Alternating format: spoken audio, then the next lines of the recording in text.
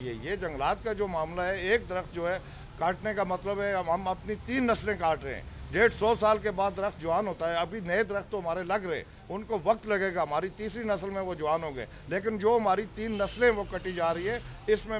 وزیر اعظم پاکستان سے ڈائریکٹ یہ گزارش کرتا ہوں کہ یہ چینسا مشینیں جو لگی ہوئی ہیں ہمارے جنگلوں میں، ان کو بند کر کے اور فارسٹ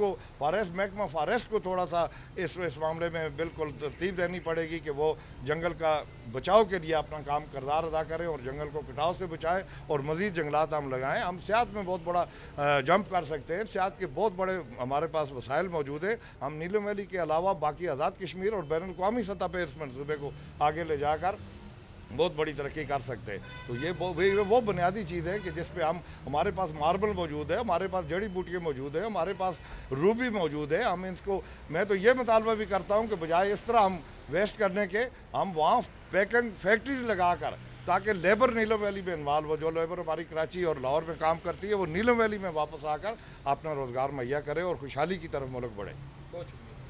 یہ جو آپ نے بات کی حکومت کی، تو اللہ کا لاکھ لاکھ شکر ہے کہ آزاد کشمیر میں پاکستان تحریک انصاف کی حکومت قائم ہو چکی ہے، اور یہ عمران خان صاحب وزیر اعظم پاکستان اور چیئرمین تحریک انصاف کے ویژن کے مطابق انشاءاللہ تعالی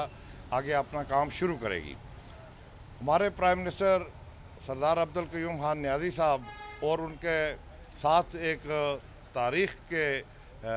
اور باکردار اور منجے ہوئے اور ویژن والی شخصیت سردار تنویر الیاس صاحب موجود ہیں، اور انشاءاللہ تعالی یہ وہ ٹیم قائم ہوئی ہے جو آزاد کشمیر میں سیاحت، ہائیڈرل، معدنیات کے شعبوں کو ترقی دے کر اور ان وسائل سے لوگوں کو خوشحالی کی طرف لے کے آئے گی اور ملک کو ترقی دے گی، اور انشاءاللہ آزاد کشمیر بدلتا ہوا دکھائی دے گا، اور یہ وہ آزاد کشمیر ہوگا کہ جس میں کوئی نوجوان بے روزگار نہیں ہوگا۔ انشاءاللہ تعالی لوگوں کو وسائل کے مطابق ان کا حل کیا جائے گا، اور اللہ کی مہربانی سے یہ ملک ترقی کرے گا۔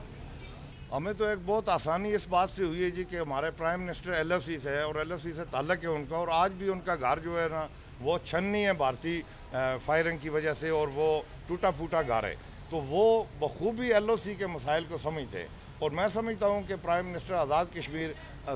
سردار عبدالقیوم خان نیازی صاحب اس ایل او سی کے مسائل کو سمجھتے ہوئے بہتر سے بہتر پوزیشن لیں گے اور ان مسائل کا حل کریں گے۔ تو ابھی جو امن ہوا، تو امن بھی اللہ کی مہربانی سے ہمارے چیئرمین اور قائد پاکستان عمران خان صاحب کی وجہ سے اور ان کے بہترین پروگرامز کی وجہ سے، اور جو انہوں نے کہا کہ میں کشمیریوں کا وکیل ہوں، اور وہ اچھے وکیل کی